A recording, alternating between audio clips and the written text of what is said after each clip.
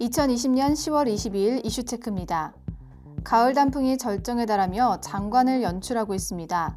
때문에 단풍 구경을 위해 산을 찾는 관광객 역시 점차 증가하며 다양한 안전사고도 또 늘고 있습니다. 아름다운 단풍을 안전하게 즐기기 위해 어떤 것들에 유의해야 할까요? 이슈체크에서 살펴보겠습니다. 심재민 기자와 함께합니다. 안녕하세요. 네, 안녕하십니까. 네, 단풍 구경하기 위한 등산객이 좀 증가하면서 사고도 다수 발생하고 있습니다. 단풍이 시작하는 10월과 막바지에 이르는 11월, 특히 등산 사고 건수가 많은데요. 어떤 사고들이 주로 발생하고 있습니까? 네, 무엇보다 무리한 산행으로 인해 실족, 조난, 암벽 사고 등이 비일비재하게 발생하고 있습니다. 행정안전부에 따르면 사고 원인은 실종과 추락, 조난, 안전수칙 불이행, 개인질환 순으로 집계됐습니다. 특히 입산 통제구역이나 위험지역 출입, 음주 등 안전수칙 불이행으로 인한 사고는 2014년 573건에서 2018년 2319건으로 증가 추세를 보이고 있어 등산객들의 주의가 필요합니다.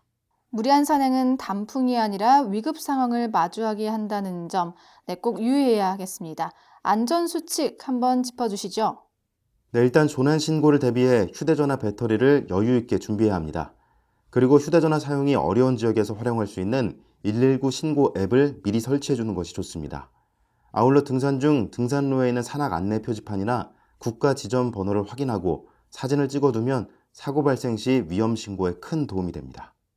등산 중 만약의 사고 또한 반드시 대비해둬야 될 것 같은데요. 어떤 부분을 준비해두면 좋을까요? 네, 일단 조난 신고를 대비해 휴대전화 배터리를 여유 있게 준비해야 합니다. 그리고 휴대전화 사용이 어려운 지역에서 활용할 수 있는 119 신고 앱을 미리 설치해 두는 것이 좋습니다.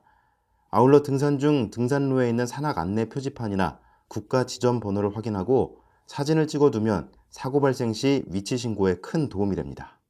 네, 등산 준비 이외에 혹시 모를 조난 신고에도 대비해야 되겠군요. 또 산행 이외에 주의해야 하는 부분도 있지 않습니까? 네, 가을 단풍철과 동번기에는 진드기 매개 감염병에도 반드시 주의해야 합니다. 올해 들어 강원도에서만 벌써 20명 넘는 중증 열성 혈소판 감소 증후군 환자가 발생해 2명이 사망했는데요.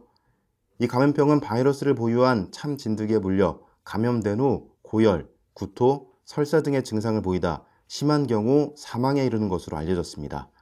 치사율이 매우 높고 백신이 없어 물리지 않는 것이 최선인데요.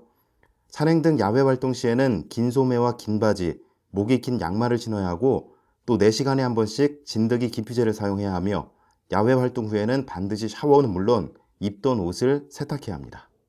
마지막으로 단풍 나들이 전 도시락 준비할 때 역시 식중독에 주의해야 한다고요.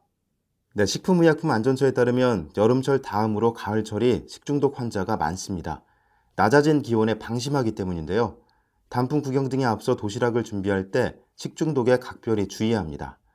먼저 도시락을 준비할 때는 조리 전후, 비누, 세정제 등을 이용해 30초 이상 손을 깨끗이 씻어야 합니다. 또 과일이나 채소류 등은 물에 담갔다가 흐르는 물로 깨끗이 헹구고 특히 육류 등 각 재료는 충분히 익히는 게 바람직합니다. 아울러 도시락은 밥과 반찬을 식힌 후 별도 용기에 담고 조리된 음식은 아이스박스 등을 이용해 10도 이하에서 보관하는 게 안전합니다. 네, 참고로 산행 중 덜 익은 과일이나 야생버섯 등을 함부로 채취하거나 먹지 않아야 한다는 점도 유념하시기 바랍니다. 이처럼 가을산은 아름다운 만큼 사고의 위험이 도사리고 있습니다.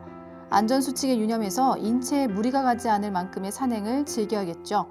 그리고 코로나19를 예방하기 위해 마스크를 쓰거나 한 줄로 산행하기, 개인 소독제 준비하기 등 방역수칙도 간과해서는 안 될 것입니다. 이상 이슈체크였습니다.